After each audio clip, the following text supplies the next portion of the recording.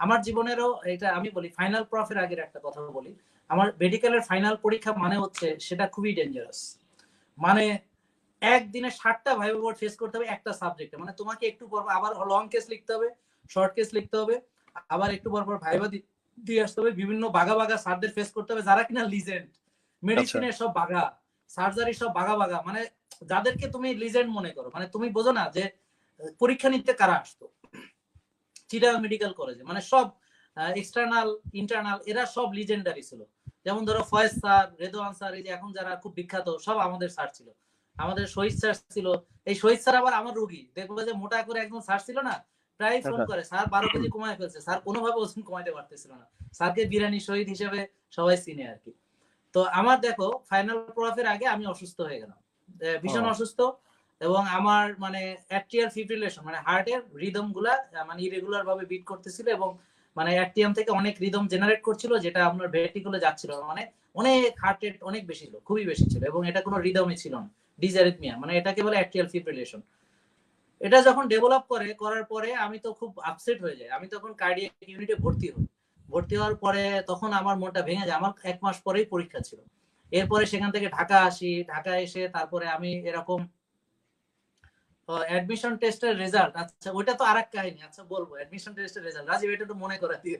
Admission টেস্টের result, হ্যাঁ আসলে তোমাকে প্রশ্ন করার সুযোগ দিচ্ছি না, আমি এমন বলে যাচ্ছি, আমি এনজয় করতেছি এবং না কোনো সমস্যা নেই, আমি চান্স পেতে চাই না, আমি জানি না তোমার ভক্তরা আজকে কি ভাববে, আমি তোমার জন্য কিন্তু খুব খারাপ লাগছে রাজীব, তোমার ভক্তরা, আমি আজকে একদম চান্স পেতে যাচ্ছি না, আমি আপনার সাথে স্ক্রিন শেয়ার করে অটোমেটিক ফেমাস, আমার মনে হয় কালকে আমি এই দিক দিয়ে হাঁটলে আমাকে সবাই বলবে হাই একটা অটোগ্রাফ পেতে পারি, সো সমস্যা নাই।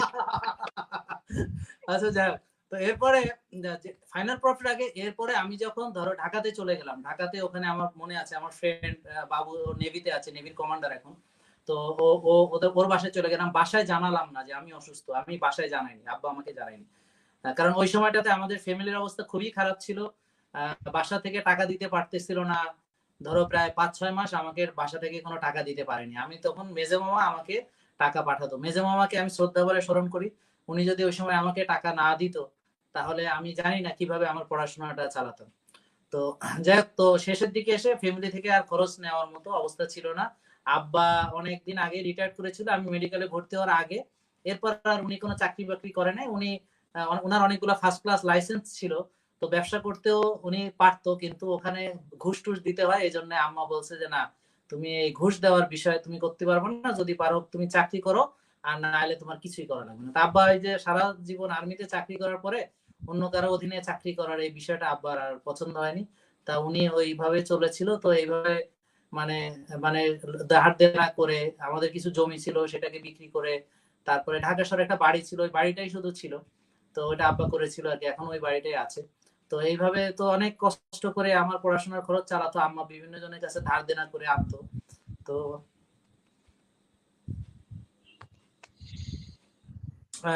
ওই সময়টা অনেকেই আমাদের সাহায্য করেছিল, শেষে এসে আর মনে করো ওইটা ছিল না, ওইটা নেওয়ার মতো অবস্থা ছিল না। তো পরে মানে আমার মাথার উপর অনেকগুলো চাপ ছিল যে আমার পরীক্ষার সামনে, আমি অসুস্থ, বাসায় জানাইনি, তো আমার ফ্রেন্ডের বাসায় উঠলাম, ওখানে গিয়ে পরে যে অদূত স্যার ছিলেন, অদূত ভাই বলতাম আমরা, উনি আমাদের এক ফ্রেন্ডেরই ভাই, রুশদি, সে এখন ইংল্যান্ডে আছে, তা ওনার কাছে গেলাম, তো উনি পরে মানে হৃদরোগ ইনস্টিটিউটে উনি আমাকে ভালো করে ইকো করে দেখে দেখে বললেন যে তোমার এখন ভালো আছে, কোনো সমস্যা নেই, আজমার একটু সামান্য সমস্যা, আমাকে ইনহেলার দিয়ে দিল। তো যাক আমি পরে যখন পড়তে বসলাম দেখি আমার ফ্রেন্ডরা সবাই 3-4 বার রিভিশন দিয়ে সব শেষ, আর আমি জানি যে এবার যদি আমি ফেল করি আরো 6 মাস পরে পরীক্ষা দিতে হবে, এই 6 মাস মেজে মামা আমাকে টাকা দিয়েছে, বাকি 6 মাস আমাকে কে টাকা দিবে, তো আমাকে পাস করতেই হবে। তো দেখো, তো আমি এটা কেন শেয়ার করছি যে আমরা এরকম জীবনে কিছু মুহূর্তে পড়ে যাই যে সময়টা আমাদের মানে কোনো মনে হয় যে আমার এই সময়টা আর আমি এইটা থেকে আমি বেরোতে পারবো না, মানে খুব একটা কঠিন পরিস্থিতির ভিতর যায়, কিন্তু আমার কেন জানি আল্লাহর উপর ভরসা ছিল এবং আমি খুব রিল্যাক্স হয়ে গেলাম। আমি আমি ওই সময়টা, এই জন্য আমি অনেককেই বলি যে আমাদের কঠিন মুহূর্ত গুলাতে রিল্যাক্স থাকতে হবে।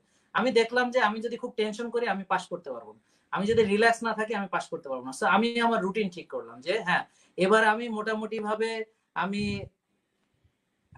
আচ্ছা আমি মোটামুটি ভাবে আমার মানে যা যা ইয়া করার, যে আমি মানে চেষ্টা করব যে এবার পরীক্ষা আমি যা ইচ্ছা দেই আগামীবার হয়তো পাস করব, আর খরচ কোত্থেকে আসবে এটা আল্লাহ ব্যবস্থা করবে, আমি মানুষ যেহেতু রিজিক আছে আল্লাহ ব্যবস্থা করবে, এভাবে একটা টার্গেট নিলাম। আমি রিল্যাক্স হয়ে পড়তে বসতাম, পারতাম না, দুপুরে মাথা ব্যথা করতো, সন্ধ্যায় মাথা ব্যথা করতো, মানে পড়া পর্যন্ত পারতাম না, তারপর আর পড়তে পারতাম না। হ্যাঁ, কারণ অসুস্থ তো, হঠাৎ করে পড়তে চাপ নিতে পারতেছিলাম না ব্রেনে। এরপর আমি একটা রুটিন ঠিক করলাম যে হ্যাঁ, আমি 11টার ভিতর ঘুমাবো, সকালে ভোরে উঠবো, নামাজ পড়বো। আমি 5 ওয়াক্ত নামাজ মসজিদে গিয়ে গিয়ে পড়তাম। এটাই ছিল আমার রিক্রিয়েশন। আর সারাদিন পড়তাম আর ঘুমাইতাম, আর পড়তাম আর ঘুমাইতাম, মানে বই নিয়ে বিছানায় ঘুমায় যেতাম, আবার উঠে পড়তাম, আবার বিছানায় ঘুমায় যেতাম। এই ছিল রুটিন। তবে 11টার ভিতর আমি ঘুমায় যেতাম রাতে, এবং সকালে ভোরে উঠতাম, 5 ওয়াক্ত নামাজ মসজিদে গিয়ে গিয়ে পড়তাম। আর আলহামদুলিল্লাহ আমি একবারে পাশও করে গেছি। হ্যাঁ, এবং আমি আসলে একবারই পড়তে পারছি, রিভিশনও দিতে সময় পাইনি, একবার পড়ে গেছি, আমার আলহামদুলিল্লাহ পাস হয়ে গেছে। তো এটা আল্লাহর কাছে শুকরিয়া, হ্যাঁ, যেটা আমি যে ওভাবে পাস করে গেলাম। আর অনেকে আমাদের সময় খুবই পাস রেট খুব খারাপ ছিল, আমরা 150 জনের ভিতরে মাত্র 35 জন পাস করছিল আমাদের ইয়ারে। হ্যাঁ, 150 জনের ভিতরে মাত্র 35 জন পাস করছিল আমার সময়। তো খুব টাফ ছিল। হ্যাঁ, এবং আমরা আবার কি করছিলাম যে 6 মাস আগায় পরীক্ষা দিছিলাম, মানে আমাদের যারা সিনিয়র ওরাও 2000 সালে পাস করছে জানুয়ারিতে, আমরা 2000 সালে সেপ্টেম্বরে পাস করছি। তো আমাদের সিনিয়র ব্যাচ যারা ছিল ওদের সাথে আমাদের এটা একই ছিল আর কি। তো যাক, আনন্দের কথা বলি, সেটা হচ্ছে মেডিকেলের ভর্তি পরীক্ষা। রাজীব, এটা একটা খুব মজার ব্যাপার। আমার এক ইয়ার লস আছে। হ্যাঁ, লস আছে হচ্ছে আমি বিভিন্ন কারণে আর কি, একটা বছর আমি আসলে এইচএসসি পাস করার পরে আমি পড়াশোনা করিনি, কোচিং এ যেতাম টেতাম কিন্তু পড়াশোনা করতাম না। একটা মানে একটা বিষয় আমার ফ্যামিলির সঙ্গে একটু রাগারাগি হয়েছিল, এবং আমি খুব অভিমান করে আমি পড়াশোনা থেকে ডিটাচ হলাম। বাট এই একটা বছর আমার লস হয়েছে রাজীব, কিন্তু এখানে আমি অনেক কিছু শিখেছি। এখানে যারা তরুণ আছে তাদেরকে বলি যে জীবনের ডিফিকাল্ট সময়গুলা চলে যায়, কিন্তু আপনার যে ক্ষতিটা সেটা থেকে যায়। সো যখনই যে কোনো ডিফিকাল্ট সিচুয়েশনে আপনারা পড়েন না কেন, আপনার যে স্বাভাবিক কার্যক্রম সেটাকে চালিয়ে নিয়ে যেতে হবে, বন্ধ করা যাবে না। এটা হচ্ছে আমার শিক্ষা। এটা আমি শিখেছি যে আমার জীবন থেকেও একটি বছর গিয়েছে, কিন্তু ওখান থেকে আমি একটা লেসন পেয়েছি যে আমার কঠিন যত সময় আসুক না কেন, আমাকে আমার কাজ চালিয়ে নিতে হবে। ওই এক বছর ওখানে লস করেছিলাম, সেটা কিন্তু ওই যে ফাইনাল প্রফের আগে আমি কাজে লাগাইছি। যে ওই সময় আমি বুঝেছি যে এখানে আমি ডিফিকাল্ট সিচুয়েশনে পড়ে গেছি, আমাকে কন্টিনিউ করতে হবে। আমি যা পারি, যতটুকু পারি, যেটুকু পড়তে পারি আমি সেটুকু পড়বো। এটা কিন্তু একটা লাইফের ইয়া বললাম। তো আমার এক ইয়ার লস আছে, আমি তো এর পরের বছর পরীক্ষা দিব মেডিকেলে, কোথাও ভর্তি হয়নি, এটা জিদ। আব্বা বলছে তুমি স্টার ধুয়ে পানি খাও, মানে স্টার পাইছি তো, যে স্টার ধুয়ে তুমি পানি খাও, তুমি তো কোথাও চান্স পেলে না, স্টার ধুয়ে আমি পানি খাবো বলে। হ্যাঁ, তা আমি এই বাসায়, আমি ওই যে গ্রামের বাড়িতে, আমার স্পষ্ট মনে আছে, আমি তখন বাগেরহাটে বেড়াইতেছি। হ্যাঁ, বেড়াইতেছি আনন্দে ফুর্তি, যে আগামী বছর পরীক্ষা দিবে, এখনো বহু সময় আছে, তো কোনো টেনশন নাই, আর এক বছর পরে পরীক্ষা দিব, সমস্যা কি। আমার কোনো টেনশন ছিল না। তো এরপরে আব্বা যখন বললো যে তুমি স্টার দিয়ে পানি খাও, এবার তো মেজাজ আরো খারাপ। আমি বললাম যে শোনে, আমি হয় মেডিকেলে পড়বো, না হলে পড়াশোনা করবো না, অন্য কিছু করবো, ব্যবসা করবো, যা ইচ্ছা তাই করবো, মেডিকেলে পড়বো, নাহলে অন্য কোথাও ভর্তি আমি হব না। আজকে বাসায় বলে গেলাম, এটাই আমার শেষ কথা। তো এখন আম্মা তো জানে আমি যা বলি তাই করি, আমার আবার জিদ আছে, যেটা বলি সেটাই করি, যেটা থেকে পিছপা হয় না, কোনোভাবেই হয় না। হ্যাঁ, তো যাই হোক, আম্মা তো ভয় পেয়ে গেছে, আব্বাও ভয় পেয়ে গেছে যে এই ছেলে তো কি করবে। যাই হোক, আমি ঢাকায় চলে আসলাম রাগ করে। আসার পরে আমি পড়তে আইসা শুনি কি যে মেডিকেলের পরীক্ষার 1 মাস বাকি আছে, মানে পরীক্ষা আগায় নিয়ে আসছে। কপাল আমার, সবাই জানে আমার সাথে 1 মাস আছে পরীক্ষার, আমি জানি 1 বছর আছে, এখন থেকে 1 বছর পরীক্ষা আগায় নিয়ে আসছে। মেজাজটা কেমন লাগে, আমি শোনার সঙ্গে সঙ্গে সঙ্গে সঙ্গে আমি পড়তে বসলাম। জাস্ট আমি মানে শোনার পরে, ইভেন আমি ফর্ম ফিল আপ করতে যাইনি, ইভেন আমি অ্যাডমিশনের কিছু জানতে যাইনি। আমার ফ্রেন্ড সেলিম ছিল, ওই যে ও এখন হচ্ছে তোমার আর্মিতে আছে, ও হচ্ছে কর্নেল, ফুল কর্নেল। হ্যাঁ, সেলিম। তো ও ও আমাকে মোটামুটি ব্যবস্থা করে, লাভলু ছিল, এখন অস্ট্রেলিয়াতে আছে, ওখানকার সিটিজেন। তো ওরা আমাকে হেল্প করলো আর কি। তো আমার যা যা সবকিছু ওরা হেল্প করলো। আমি ওই যে পড়তে বসছি রাজীব, এরপরে আমি উঠা পরীক্ষা দিতে গেছি, মেডিকেলের অ্যাডমিশন টেস্ট। এর ভিতরে আমি আর কোথাও যাইনি, বাইরে নেই কোথাও। শুধু একদিন বেরোইছিলাম, ওই যে ফর্ম ফিল আপের একটা ব্যাপার ছিল, ওই সেলিমের সাথে দেখা করে একদিন বেরোইছি, জাস্ট ওয়ান ডে। এইভাবে একটা না, আমি একটা মাস, আমি বলবো যে একটা মাস আমি এইভাবে পরীক্ষা দিলাম। পরীক্ষা দিয়ে বাসায় বললো কি অবস্থা, আমি বললাম হয়ে যাবে। আমি হয়ে যাবে বলা মানে তো হয়ে যাবেই, মানে এটা নিয়ে তারা বুঝে গেছে আমার হয়ে গেছে। হ্যাঁ, বুঝছে, আব্বা আম্মা মানে বুঝছে যে ও বলছে হয়ে যাবে মানে হয়ে গেছে, সোজা কথা। এটার কোনো মানে আমি বলছি হয়ে যাবে, শেষ। ওনারা বুঝছে যে এবার হয়ে গেছে। এখন রেজাল্ট দিবে, বুঝছো, আমি তো জানি না রেজাল্ট দিছে কি। আমরা তখন মনে করো বাসার মধ্যে আসি, বাসা থেকে বের টের হই না, তো রেজাল্ট দিছে জানি। একদিন বাজারে বের হইছি, আমার এক ফ্রেন্ড যে আমার সাথে পরীক্ষা দিতে গেছিল, ও বলে কি যে এই তোর রেজাল্ট কি, আমাকে কিসের রেজাল্ট। তা বুঝছে ও তুই চান্স পাস নাই। আমি তো কিসের চান্স পাইনি, কইছে আরে বেটা মেডিকেল অ্যাডমিশন টেস্ট। আমি কই অ্যাডমিশন টেস্ট কি হইছে? বলে আরে রেজাল্ট দিছে তো। আমি বললাম বলিস কি, রেজাল্ট কোথায় পাবো? কই এখন কই পাবো, এটা তো অনেকদিন আগে দিছে, পেপার টেপার এগুলো আমার তো ছিঁড়ে ফেলাইছে, আমার হয় নাই, এখন তো আমার কাছে পেপার টেপার নেই। মেজাজটা কেমন লাগে। বাসায় আসলাম খুব টেনশন, শালা পরীক্ষার রেজাল্ট দিছে আমি জানি না, অনেকদিন হয়ে গেছে। মজার ব্যাপার কি আমি যখন রেজাল্ট জানি তখন অলরেডি ভর্তিও শেষ। আপনি ওই ওই ইন দ্য মিন টাইম মানে রেজাল্ট দিয়ে দিছে এবং ওই সময়টা আপনি কিসে ব্যস্ত ছিলেন যে আপনার মানে খেয়াল ছিল না আরে বা আমি কিছু? তখন সংবাদপত্র পড়তাম না, কিছুই করতাম না, কোনো ব্যস্ত ছিলাম না, অলস সময় কাটাই দিছি, মজা বাট করে ফ্রেন্ডরাও কাটাইছি। বলে নাই যে রিপন রেজাল্ট কিন্তু রেডি? ফ্রেন্ডরা আমার যারা ফ্রেন্ড তো প্রথমবার যারা চান্স পাইছে তো ওরা চান্স পেয়ে গেছে, ওরা তো আচ্ছা, বিভিন্ন জায়গায় ভর্তি টর্তি গেছে। পরের বারে তো আমি একা একা, আমার আপনি সাথে তো একাই। আমার ফ্রেন্ডরা পরীক্ষা দেয়নি।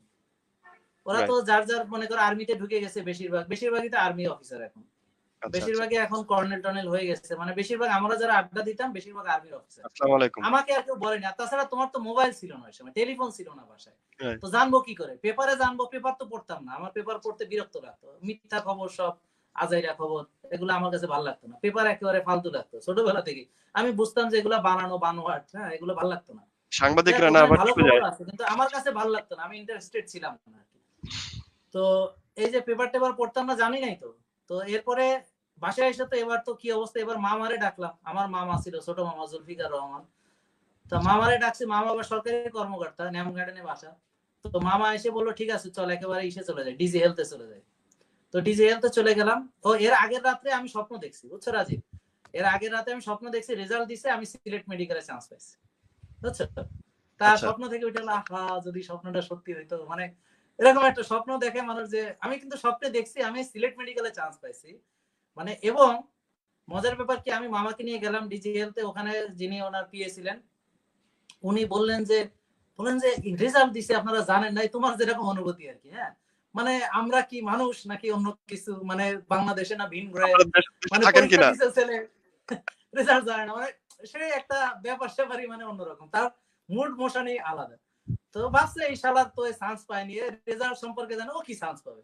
তারপরও সে বিরক্তি সহকারে যখন দেখলো যে আমি সিলেট মেডিকেলে চান্স পাইছি, হ্যাঁ এরপর তো মামা তো চিৎকার মেরে উঠলো, মানে কাইন্দে দিল সে, কাইন্দে দিয়ে ওই লোকরে জড়ায় ধরলো, পিয়েরে আমারে জড়ায় ধরলো।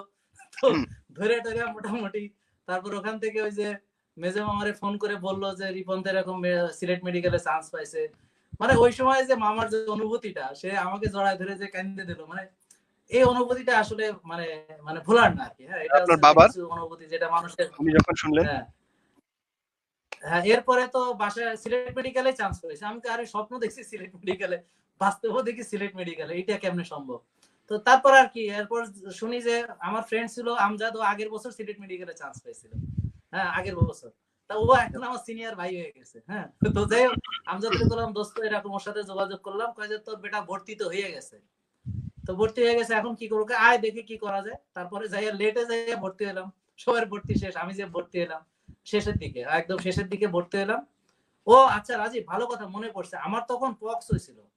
আচ্ছা, আমি জিজ্ঞেস করছিলাম আপনাকে মাঝখানে যে আপনার বাবার অনুভূতি কি ছিলেন যখন উনি জানলেন আপনি সিলেট মেডিকেলে চান্স পেয়ে গেছেন? আব্বা আব্বা আবার কান্দে, সে এখন তো মানে কপালে হাত বুলে আর কান্দে, সে আর কি করবে, তার তো ছেলের খালি সুসংগ বলি চাইলে না। আবেগে কাঁদে। সে আমি যখন এসএসসি তে এই রেজাল্ট করছি, সে কানছে কপালে হাত বুলাইছে। এইচএসসি তে সে কানছে কপালে হাত বুলাইছে। তারপরে আবার ওই যে যখন প্রথমবার মেডিকেলে চান্স পায়নি সেবারও কানছে, সেবার কপালে হাত বুলায় নাই। তারপরে আবার যখন মানে মেডিকেলে চান্স পেলাম তখনও কানছে। তা আমাকে দূর আপনারে নিয়ে হবে না, আপনি খালি কান্দেন, ভালো নিয়ে কান্দেন। কাজে বাবা কোন কান্দা যে কিসের এটা তো তুমি বুঝবা না, হ্যাঁ। তা আমি তো আসলে বুঝি, বুঝবো না তা না, মানে আমার কাছে মজা লাগে আর কি, হ্যাঁ যে কান্দিছে, এই কান্দা তো ভালো লাগে। তো সেবার তো আমি মেডিকেলে চান্স পাওয়ার পর হয়েছে কি রাজীব, আমাদের পুরো আত্মীয় স্বজনের ভিতরে আসলে মেডিকেলে পড়ার মতো, আর আমি তো ফেল টু স্টুডেন্ট, আমাকে নিয়ে কেউ কখনো কোনো এসএসসি পাস করবে এই চিন্তাই কারো ছিল না যে এই ছেলে এসএসসি তে পাস করবে। আমাকে আত্মীয় স্বজনদের ভিতরে অন্য যারা আছে, যেমন খালাতো ভাই বন্টন, শুনতাম আমাকে খুব মেরিটোরিয়াস, আমাকে ভালো করবে, আমাকে ক্লাসে ফার্স্ট হচ্ছে, আমাকে এইটা বৃত্তি পাচ্ছে। তা আমার ব্যাপারে তো আমি তো গুনার বাইরের লোক। সো আমি যখন এসএসসি তে ভালো করছে, এমনি ফ্লুক হিসেবে ভালো করছে, আচ্ছা এটা সামনে দেখি। ঝড়ে বক তারপরে মরছে। এসএসসি তে যখন আরেকটু ভালো কিছু, দূর এইটা তো মানে কেমনে কেমনে হয়ে গেছে, তো ঠিক আছে এটা কোথাও চান্স পাবে না। তো চান্স পায় না এটাও সত্যি প্রথমবার। পরের বার যখন চান্স পেলাম, হ্যাঁ রে কেমনে চান্স পেলে, মানে মানে জিনিসটা অনেকে মানে যারা আমাকে ভালোবাসে ওরা তো খুবই আনন্দ পাইছে, তারা তো খুবই উচ্ছ্বাস প্রকাশ করছে। আর যারা আবার এরকম থাকে না আত্মীয়-স্বজনের ভিতরে, হ্যাঁ, যে সমালোচক। মানে তোমাকে নিয়ে সারাক্ষণ ডাউট, মানে তুমি এমবিবিএস পাস করছো তো তুমি একটা সিম্পল এমবিবিএস, এরকম বলছে যে দূর ডাক্তারে কি করবে, এরকম হাজার হাজার ডাক্তার আছে। এখন আবার ওনারাই আবার আমার সাথে পরামর্শ নেয়, এত বড় বড় ডাক্তার দেখায়ও যে আবার সময়টার কথা ঠিক করে। বলতেছেন, এটা কত সালের হ্যাঁ, ঘটনা? যেই সময়টার কথা এখন আপনি কোনটা বলতেছেন। এখন যে সময়টার কোনটা কথা বলতেছেন যে আপনি পাস করেছেন এবং আত্মীয়স্বজন এমন, এমন কথা বলতেছে, কেউ খুশি, কেউ একটু টিটকারি করছে, এটা কত ও সালের ঘটনা? এটা তো আমার এই যে 90 যখন আমি এসএসসি 90 সালে যখন এসএসসি পরীক্ষা দিয়েছি তখনকার আচ্ছা, ঘটনা। আচ্ছা, আচ্ছা, এইচএসসি তে যখন 92 তে এইচএসসি পাস করছি সেখানকার ঘটনা। আচ্ছা, তারপরে আচ্ছা। যখন 94 তে মেডিকেলে চান্স পেলাম সেই সময়কারও ঘটনা। এমবিবিএস পাস করার পরেও কিন্তু ঘটনা একই রকম। মানে বলতেছে যে মানে অবিশ্বাস্য ব্যাপার। এখন ধরো ওনারাই আবার মনে করো যে ঠিকই কিন্তু সকল রোগে যাই হোক কিন্তু আমার কাছেই কিন্তু তারা কমফোর্ট ফিল করে। তো এটা তো আমার তারা আস্থা রাখে, এটা আমার জন্য অনেক সম্মানের। তো ডেফিনিটলি। সেটি আবার যারা আমাকে ভালোবাসে তারা তো সবসময় খুবই উৎসাহী ছিল। যেমন আমার খালাতো ভাই ছিল মহসিন ভাই, তো ওরা সবাই মানে মামা, মানে আমার তো ওই যে পুরো একটা সার্কেল ছিল, আমার ওই যে খালাতো ভাই মামা টামা যারা বললাম না যে ভার্সিটির যে গ্রুপটা, ওরা সবসময় আমাকে নিয়ে কনসার্ন ছিল। ওই যারা আমার বাসায় আসিতে এসে থাকতো সবাই ভার্সিটি বন্ধ হলে, তো এরা তো আমাদের খুবই ভালোবাসতো, এখনো বাসে। এবং তারা আমাকে অনেক সাহায্য করতো সবসময়, মানে ইয়ে করতো, উৎসাহ দিত। এবং আমি যখন মহসিন ভাইরে বললাম যে ভাই আমি যে এখন মেডিকেলে চান্স পেলাম, এই 1 বছর যে লস হলো, দূর তোমার 1 বছর লস, এটা এখন লাথি মারো, তোমার 1 বছর লস, তুমি এই মেডিকেলে চান্স পাইছো, তুমি 2 বছর লস করে চান্স পেলে তো কোনো অসুবিধা ছিল না। তো এইভাবে ওরা এক্সাক্টলি। আমাকে উৎসাহ দিত আর কি। হ্যাঁ, তো যাক এরপরে তো আলহামদুলিল্লাহ পরে সিলেট মেডিকেলে ভর্তি হলাম। পরে ফার্স্ট মাইগ্রেশন, ওখানে আমি থার্ড বা ফোর্থ ছিলাম আর কি সিলেট মেডিকেলে। তো পরে চিটাগাং মেডিকেলে ট্রান্সফার করে চলে গেলাম। তারপর থেকে তো চিটাগাং মেডিকেলে, মানে ওখানে ফার্স্ট মাইগ্রেশনে আমি চিটাগাং মেডিকেলে চলে গেছিলাম। এরপর থেকে চিটাগাং মেডিকেলে ইয়া করে আর কি। তো ওইটা খুব স্মরণীয় ছিল যে মানে আমি রেজাল্টই জানতাম না। হ্যাঁ, এটা খুব মজার ছিল আর কি। যাক। তো কিন্তু আমি যে এলাকায় থাকতাম এখানে পানিতে প্রচুর আয়রন ছিল। আমি এইখানে 19 বছর ছিলাম, নাহলে কিন্তু রাজীব আমার চুল আরো ভালো থাকতো। তা আমার এই আচ্ছা, যে রাশ, মানে এই পানিতে আমাকে আমার চুল, মানে আরো অনেক ভালো চুল ছিল আমার। হ্যাঁ, এবং চুল আমার না এতখানি, মানে কি এটা না যাওয়ার, মানে চুলটা চলে যাওয়ার কোনো কারণই ছিল না। তবে হ্যাঁ, আমার কি হয়েছে, আমি রাত জাগতে হতো, আমাকে 24 আওয়ার্স ডিউটি করতে হতো। আমাকে 19 বছর, মানে এই স্ট্রাগলের কথা বললে তো তোমরা বলবা। দেখো আমি মেডিকেলে, মানে যে পাশ করলাম, পাশ করার পরে কি হলো, ইন্টার্নিতে যখন শুরু করলাম তখন 5,000 টাকা বেতন পেতাম, বুঝছো। তখন আচ্ছা, আমার পরিবারকে তো ওই যে বললাম না, মেজো মামা 5 মাসের টাকা দিয়ে আমাকে মানে চালিয়েছিল, 2,000 করে 10,000 টাকা। ওটা পরে মামাকে আমি ফেরত দিয়েছিলাম। তো যাই হোক, সেটা আমি নিজে চাকরি করে, আর বাকি জীবনে যা যা করেছি ভাই তোমাদের দোয়ায় আমার নিজের টাকায়। মানে আমি খুব, মানে আমি মানে আমার যে শখ গুলা, যেমন আমি যে সাইকেলের শখ ছিল, সাইকেলের শখ পূরণ করেছি, একটা ভালো ক্যামেরার শখ ছিল, এগুলো আমি আমার টাকা দিয়ে কিনেছি। তো যাই হোক, আমি হজও করেছি নিজের টাকায়, আবার বাবা মাকে হজ করার মতো সামর্থ্য আল্লাহ দিয়েছিল ওই সময়, আলহামদুলিল্লাহ। তার উপর করিয়েছিলাম। তো আমি যখন পাশ করে বেরোই আমার মাথায় বিরাট দেনা, তোমার মনে করো যে মানে প্রায় 7-8 লাখ টাকার দেনা। তো তখনকার সময় বোঝো, এটা তোমার হিউজ মানি। 2000 সালের কথা, 2000 সালে ওই সময়ের কথা। তো প্রায় এবং এছাড়া 7 বছরের পানি বিল বাকি, মানে গ্যাস বিল বাকি, তারপর তোমার জমির খাজনা বাকি, বাড়ির ট্যাক্স বাকি, বুঝছো তো, কারেন্ট বিল বাকি, মানে এরকম সব বাকিতে ছিল তখন। এখন হলে তো কারেন্টের লাইন কেটে দিত, বাড়ি থেকে উচ্ছেদ করে দিত। আল্লাহর রহমত ছিল তখন, ওই সময় এরকম ছিল না, বাকি ছিল। তা আমাকে এই যে এত বড় লোনের বোঝা আমার ঘাড়ে, তো আমি তখন থেকে মনে করো আহ 3টা জায়গায় কাজ করতাম। এক হচ্ছে চিটাগাং মেডিকেল কলেজ ইন্টার্নি করতাম। হ্যাঁ, তো এরপরে আরেকটা মাউন্ট হসপিটালে আমি ওখানে ডিউটি ডাক্তার হিসেবে কাজ করতাম, আর সেন্ট্রাল হসপিটালে কাজ করতাম। আমি আচ্ছা, 3টা ডিউটি ভালোভাবে করতাম, ফাঁকি দিতাম না। তো আমি হয়তো রাতে নাইট করেছি হয়তো চিটাগাং মেডিকেল কলেজে, সকাল মর্নিং করেছি মাউন্টে, আবার মনে করো ইভিনিং করেছি সেন্ট্রাল, এইভাবে চক্র আকারে ঘুরতাম। আমি হয়তো বের হইতাম 7 দিন পরে হয়তো আমার রুমে আসতাম। এইভাবে আমি এইভাবে কষ্ট করতাম। এবং আমি ওই যে প্রথম দিকে যে 5,000 টাকা 2,000 আমি খরচ করতাম, 3,000 বাসায় পাঠাতাম। তো এইভাবে আমাকে চলতে হয়েছে, যা চেষ্টা করেছি ওভাবে। ফ্যামিলির জন্য, আমার বড় ফ্যামিলি ছিল, এবং এখন পর্যন্ত আমি একমাত্র উপার্জনক্ষম আমার ফ্যামিলিতে। এখন আমার মাঝখানে যদি ভাই একটা বোন কোশ্চেন বাবা করি মা, আপনাকে, আপনারা ভাই বোন আসলে কতজন? আপনার ফ্যামিলিতে আপনার ভাই বোন আমরা কতজন? 4 ভাই বোন আর কি। 4 4 ভাই ভাই বোন, বোন। হ্যাঁ। তো আপনি হ্যাঁ, কত তো নম্বর? এদের বড়, পড়াশোনা, ছোট, মেজো? আমি বড়, স্বাভাবিকভাবে বুঝতে পারছো, ঘাট দেখে বোঝো না বড় যে, না, বড় যে তুমি ঘাট দেখে। আপনার আচ্ছা যাই হোক। আমি আপনার তো হাসি এবং চুলে এবং আপনার হাস্যোজ্জ্বল চেহারাতে সবসময় কনফিউজ থাকি। অতএব এটা বোঝার উপায় নেই। আচ্ছা যাই। তো এরপরে তো মনে করো যে এরপর যখন এরকম পুরো ফ্যামিলির বোঝাটা, মানে বোঝা বলবো না, মানে পুরো দায়িত্বটা আমার উপরে পড়ে গেল তখন। হ্যাঁ, এবং আমি এটাতে খুব আনন্দিত হলাম যে আল্লাহ আমাকে এই সুযোগটা দিয়েছে, আমি আমার ফ্যামিলির জন্য করতে পারছি। তবে আমি নিজের জন্য সেই, যখন মনে করো 3 হাসপাতালে ডিউটি করতাম, যে টাকাটা পেতাম, মাঝে মাঝে খ্যাপ ট্যাপ মানে যা পেতাম, আমি ওই আমার খরচের 2000 টাকা রেখে সব বাসায় পাঠাইতাম।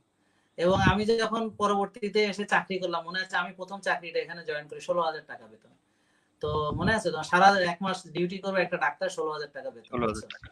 তো 16,000 টাকা বেতনে আমি প্রথম এই 24 আওয়ার্স ডিউটি, এবং এখানে আমার 24 ঘন্টা ডিউটি করতে হতো। আমি রাত 2টা বাজে, 3টা বাজে, 4টা বাজে যখনই রোগী আসতো, আমাকে রোগী উঠে অ্যাটেন্ড করা লাগতো। তো আমি এই কাজ করেছি তোমার 19 বছর, 20 বছর।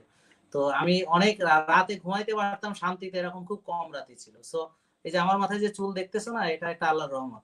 কারণ এই যে এত না ঘুমায় এত কিছু করে, তো আমি অবশ্য শিখলাম অনেক কিছু, যে কিভাবে এই কঠিন পরিস্থিতিতে রিল্যাক্স থাকা যায়, কিভাবে মনে করো এই যে কঠোর পরিস্থিতির ভিতর আবার ভালো থাকা যায়, কিভাবে অনিয়মের ভিতরে নিয়মে থাকা যায়।